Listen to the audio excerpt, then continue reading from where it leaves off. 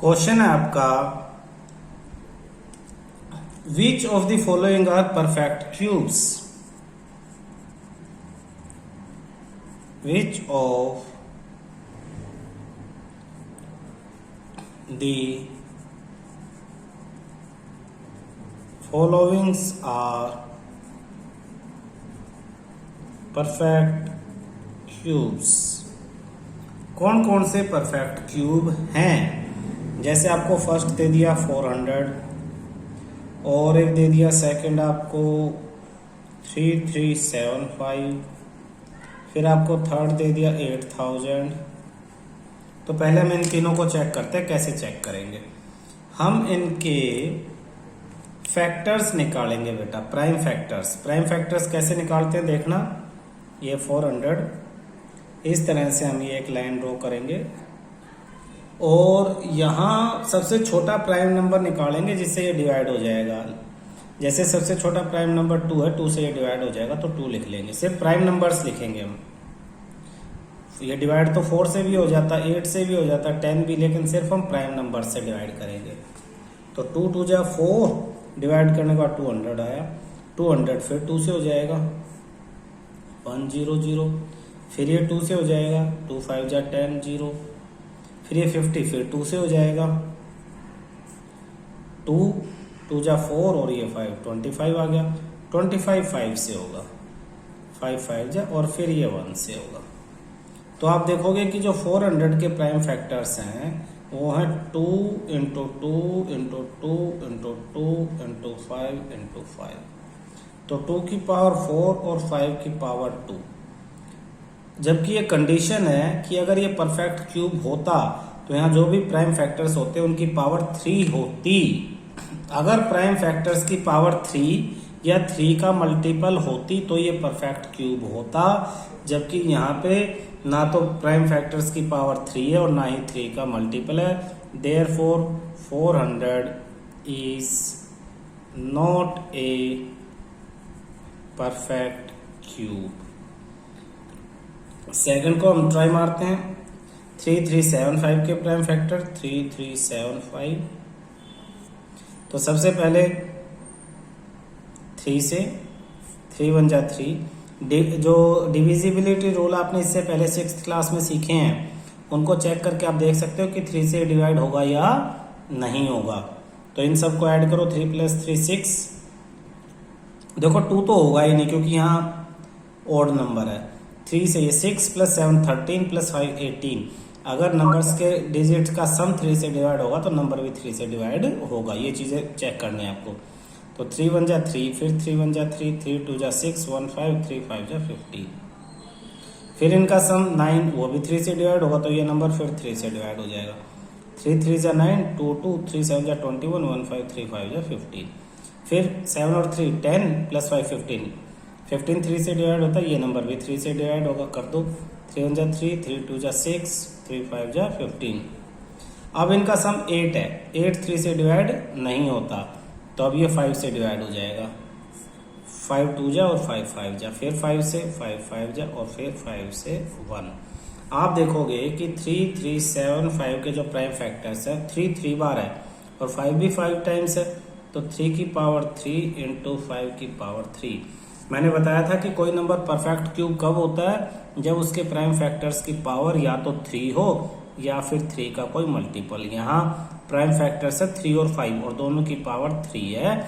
Therefore 3375 is a perfect cube. ये एक perfect cube है। नेक्स्ट 8000 को चेक करेंगे। तो ये किससे? 2 से देखो। 2 4 जा 8 0 0 0, फिर 2 से 2 2 जा 0 0 0, फिर 2 से 1 0 0 0, फिर ये 2 से हो जाएगा 2 5 0 0, फिर 2 से 2 2 जा, फिर 1 0 10, 2 5 जा, फिर 0, फिर 2 से 2 1 जा 2 2 और 25। अब ये 5 से होगा।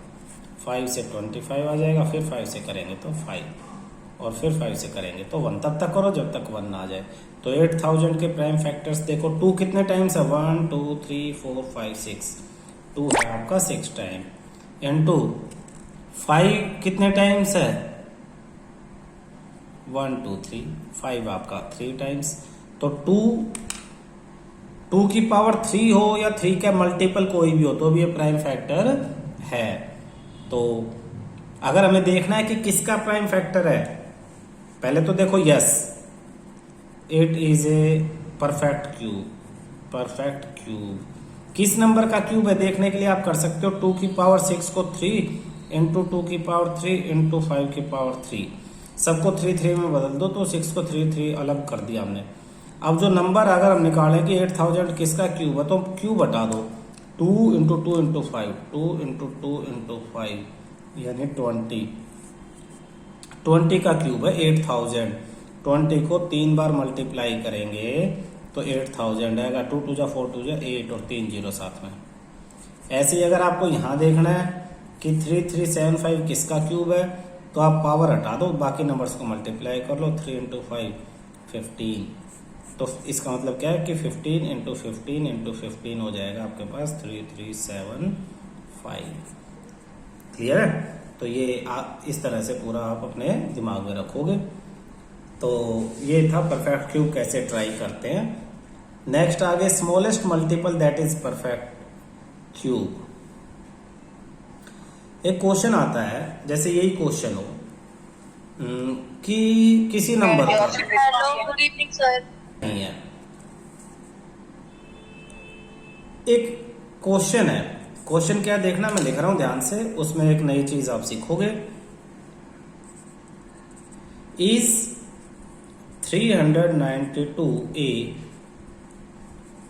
Perfect cube. ये तो वही है जो अभी हमने सीखा, चेक करना है कि परफेक्ट क्यूब है या नहीं है। ये कह रहा है इफ नॉट, अगर नहीं है, इफ नॉट अगर ये परफेक्ट क्यूब नहीं है, find the smallest natural number, the smallest natural number by which 392 must be multiplied, 392 must be multiplied so that the product is a perfect cube. Product is a perfect cube. Question समझने की कोशिश करना। Question में कहता है कि सबसे पहले तो चेक करो कि 392 परफेक्ट क्यूब है या नहीं है। कह रहा अगर नहीं है तो एक ऐसा छोटे से छोटा नेचुरल नंबर फाइंड आउट करो आप जिसको 392 से मल्टीप्लाई करने से जो रिजल्ट आए वो परफेक्ट क्यूब आ जाए। तो सबसे पहले 392 के प्राइम फैक्टर्स करते हैं। 2 से 2 1 जा, फिर 1 9 2 9 जा 18, 1 2 2 6 जा 12, फिर 2 से 2 9 जा 18, 1 6 2 8 जा 16, और फिर 2 से 2 4 जा 8 और 2 9 जा, फिर 7 से 7 और फिर 7 से 1। तो आपके पास 392 के फैक्टर 2 की पावर 3, तो ये तो बिल्कुल सही हो गया 1 2 3, बट 7 स्क्वायर है सिर्फ, तो no it is not a perfect cube, it is not a perfect cube, ये कोई परफेक्ट क्यूब नहीं है। अब पूछा किस नंबर से मल्टीप्लाई करें कि परफेक्ट क्यूब हो जाए। आप देखो इसमें कितने 7 होने चाहिए थे, 3, और यहाँ कितने हैं 2। तो अगर इसे एक 7 से और हम मल्टीप्लाई कर देते तो देखना 392 को एक 7 से और मल्टीप्लाई कर देते तो प्राइम फैक्टर क्या हो जाता, 2 की पावर 3 इंटू 7 की पावर 2 इंटू 7, यानी 2 की पावर 3 इंटू 7 की पावर 2 ये और 1 ये, तो 3 ये हो जाता। तो ये भी, ये वाला नंबर जो है ये परफेक्ट क्यूब हो जाता। ये नंबर है कितना, 7 से इसे मल्टीप्लाई कर लो तो ये नंबर आ जाएगा 2744। क्वेश्चन पूछा किस नंबर से मल्टीप्लाई करेंगे, तो 7 से मल्टीप्लाई करेंगे, 7 आपका आंसर है। कैसे पता लगा, प्राइम फैक्टर्स में देख लो कि क्यूब होने में कितने नंबर्स की कमी है, जैसे 7 वाला क्यूब नहीं है, ये 2 है सिर्फ, तो एक 7 और चाहिए, तो एक 7 से और मल्टीप्लाई करेंगे तो ये परफेक्ट क्यूब होगा। ठीक है।